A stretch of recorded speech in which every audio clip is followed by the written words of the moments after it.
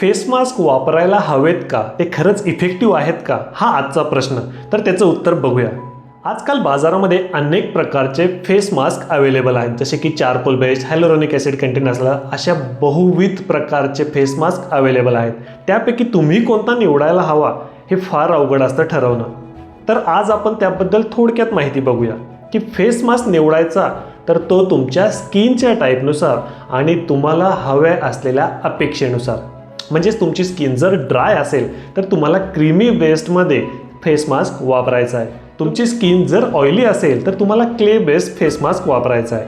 तुमची स्किन जर डिहायड्रेटेड असेल तर तुम्हाला हायलोरोनिक ॲसिड कंटेंट असलेलं फेस मास्क वापरायचं आहे. तुम्हाला जर ब्राईटनिंग हवी असेल, चेहरा तजेलदार दिसावा अशी इच्छा असेल तर तुम्हाला व्हिटॅमिन सी कंटेंट असलेलं फेस मास्क वापरायचं आहे. अशा पद्धतीने तुम्हाला तुमच्या गरजेनुसार आणि तुमच्या त्वचेच्या टेक्स्चरनुसार, टाईपनुसार योग्य तो फेस मास्क निवडावा लागतो.